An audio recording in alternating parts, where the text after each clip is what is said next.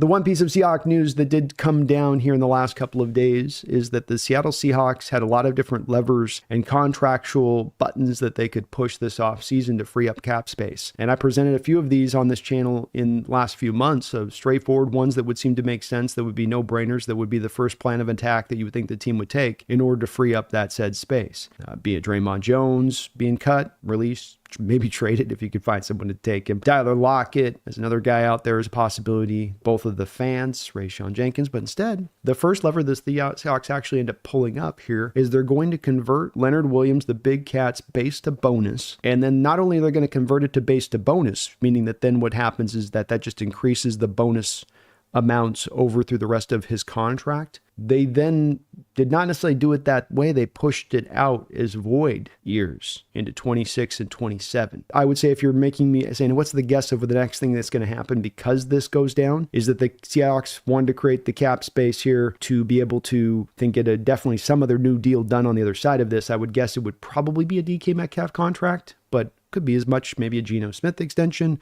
There's probably going to be some other deal that comes down the other side of this. But the interesting part about this from my perspective is the fact that they did push this into void years. And we do have recent void years here added on a couple of deals that they based the bonus in the same way in the past year with DK Metcalf's deal and with Draymond Jones's deal. And when you look at that, you go, because John is a guy that doesn't like to put the void years out. He's been very vocal about he does not want to operate that way. But when I've said you look at this cap situation going into this offseason, and you look at what they need to build onto this team, if they really want to be reasonable with believing that they're going to be a contender next year, they're going to have to kind of spend. It's kind of the only way to make this happen. If your intention is to get to contending status, if it's not to just get in to be barely into the playoffs, and that'll make the fans happy enough and they'll be okay with that, they'll feel like that's progress. If it truly is that you want to become a contender next year, then you're going to have to really get some work done this offseason. And I'm not just talking draft. And so the fact that they used this Leonard Williams conversion from base to bonus and buried the void years means to me that they're trying to maximize out this cap. I still think that they're going to pull all of those contractual levers that I just talked about. I think that's still coming down the line. But this is also representatory, I think, of the fact that the team, if you're looking for an early indicator about what they're looking to choose to do for this upcoming offseason, aggression would be seemingly the way. So they have started to do it here with Leonard Williams. I did not expect this one. And if